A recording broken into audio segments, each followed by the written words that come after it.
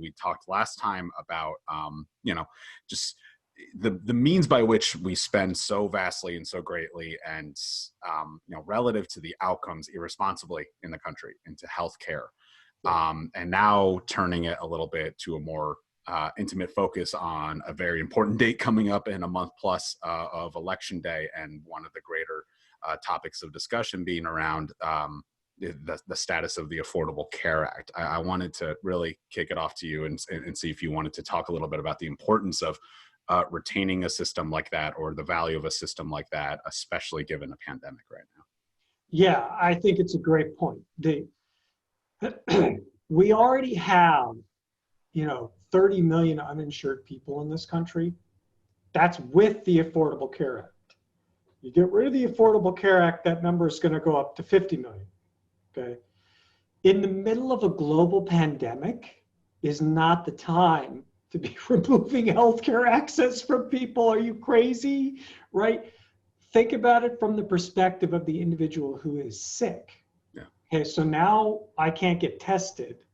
I can't go to the hospital. I'm going to get hit with a $5,000 bill for an ER visit. If I get admitted, it's a $30,000, $40,000, $50,000 bill. How am I going to pay that? I can't pay that. So I'm not going to go get health care. So guess what? I'm going to suffer, and everyone around me is going to be a greater risk of catching my virus because I won't have been tested, so I won't have been quarantined. You do not want to restrict healthcare access in the middle of a global pandemic. Duh. Yeah, I mean, and certainly when we think about it from the perspective that there's so much overlap in the most afflicted communities from COVID and those who benefit from the presence of a program like ACA. If we're talking about reducing spread and severity and hospitalizations, if a great valuation of reducing the effect of the pandemic is keeping the hospitals cleared and allowing people to recover safely at home with an assured diagnosis and access to any mean of healthcare that they need in that moment, certainly it means the retention of a system that benefits those communities, right? Yeah, that's a really important point. I'm glad you brought that up. There is a correlation. It's not perfect. Physicians are a discordant example. There is a correlation between having good insurance that is not dependent on an ACA and working in a job that doesn't require you to go to work every day and be around people who you're exposed to, right? The essential workers who are trapped because they have to go to work to make a living, they can't do their work remotely, and who are therefore at higher risk of acquiring the virus and having bad outcomes from it, are the very people who tend to be more dependent on the Affordable Care Act. Right. So there will be a disproportionate driver of this pandemic. The more we strip healthcare access away from these people, the more the pandemic will be fed, the more cases will spike, the more the rest of the economy will suffer.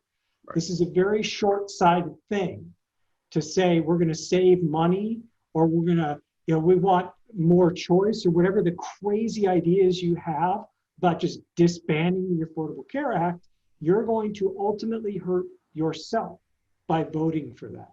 Yeah. It's going to worsen the pandemic. It's going to worsen the economic crisis as a result of the pandemic. This is not a good idea. Yeah. It's a community-based measure. It's a community-based response that we need to set. We need to, the transmission rate, right? It's got to be beneath 1 for us to be doing anything worthwhile of a good job. And these arguments at the same time of, retaining the workforce, continuing to provide for the economy. And you're right, certainly those people who have to keep going in, who don't have the advantages of, I'm in my living room, I certainly have advantages that are spoken for where I can have private insurance and I have rightful employment and I'm safe and secure in my own settings. There's others who don't have that. And we're simply just talking about a safety net that is available at the same time and allows for long-term efficiency in both those systems.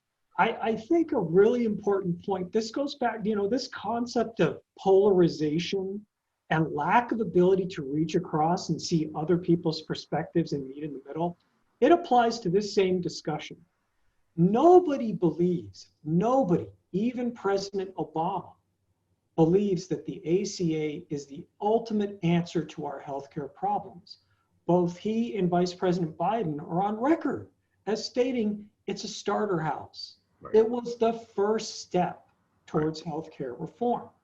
So it's not, there is common ground. Democrats and Republicans both really do agree this is not where we want to end up. Right. The question is, do you respond to the this is not where we want to end up by deleting it and stripping healthcare access away from 20 million people, or by coming together to find a solution that puts in place the next evolution of healthcare that meets both parties, both viewpoints' needs? That is absolutely doable if they'll talk to each other. If Americans will talk to each other and state we want to elect people to office that want unification, not division.